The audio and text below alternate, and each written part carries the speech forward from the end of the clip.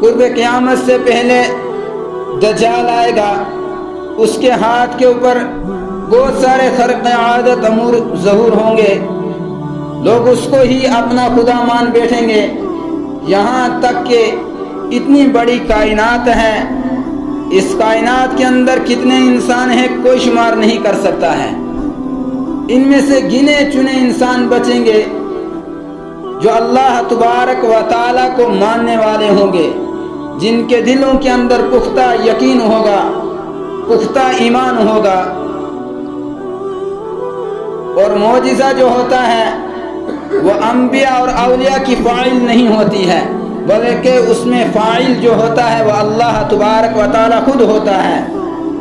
کسی نبی کی شرافت کو ظاہر کرنے کے لیے، کسی اپنے نیک بندے کی، اپنی ولی کی شرافت کو ظاہر کرنے کے لیے اللہ تبارک و تعالی اس کے ہاتھ کے اوپر کوئی خلاف عقل بات جو انسان کی سمجھ میں نہ آئے وہ ظاہر فرما دیتے ہیں، لیکن یہ سب اللہ تبارک و تعالی ہی کرتا ہے۔ بہت سارے لوگ ایسے ہیں جو معجزات کا انکار کر دیتے ہیں، کہتے ہیں کہ انسان ایسا کر ہی نہیں سکتا ہے، یہ ہماری سمجھ میں نہیں آ رہا ہے۔ معجزہ کہتے ہی اس چیز کو ہے جو انسان کی سمجھ میں نہ آئے، اور یہ اللہ تبارک و تعالیٰ کے لیے کرنا کوئی مشکل نہیں ہے۔ اسی لیے بعض علماء نے لکھا ہے کہ جو انسان معجزہ کا انکار کرے وہ گمراہ ہے۔ بہرحال بات چل رہی تھی کہ اللہ تبارک و تعالیٰ نے تمام انبیاء کرام کو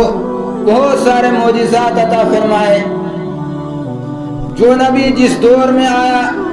اس دور کی مناسبت سے، اس زمانے کے لحاظ سے جو تھے ان کی مناسبت سے اللہ تبارک و تعالی نبی کو معجزہ عطا کرتے تھے۔ حضرت موسیٰ علیہ السلام کے زمانے میں جادوگر ہوا کرتے تھے، ان کی ہی چرچا تھی، لیکن اللہ تبارک و تعالی نے حضرت موسیٰ علیہ السلام کو ایسا معجزہ عطا کیا تھا کہ جو دوسرے جادوگر سے وہ ان کے مقابلے میں عاجز ہوگی۔ حضرت عیسیٰ علیہ السلام میں کہ جو دور تھا اس دور میں علم طب کا بہت بڑا چرچا تھا، لیکن اللہ تبارک و تعالی نے ان کو ایسے معجزات عطا کیے تھے، اگر اللہ تبارک و تعالی کسی انسان کی بینائی کو چھین لے پھر دنیا کی کوئی بھی طاقت مل کر اس کو بینائی نہیں دے سکتی ہے، لیکن اللہ تبارک و تعالی نے حضرت عیسیٰ علیہ السلام کو یہ معجزہ دیا تھا، وہ اس انسان کے منہ پر ہاتھ پھیرتے تھے اور اس کی بینائی واپس لوٹ آتی تھی۔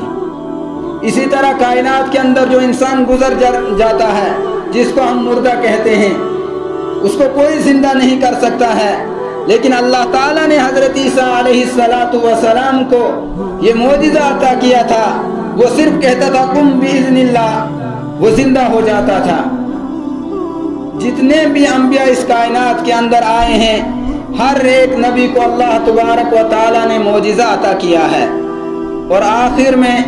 میرے اور آپ کے آقا انعامدار، مدینے کے تاجدار احمد مجتبی محمد مصطفیٰ صلی اللہ علیہ وسلم آئے، اور وہ نبی بن کے آئے، وہ کسی قوم کے لیے نہیں، ورنہ جو پہلے انبیاء گزرے ہیں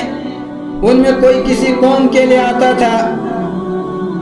کوئی کسی خاندان کے لیے آتا تھا، کسی قبیلے کے لیے آتا تھا، لیکن میرے اور آپ کے آقا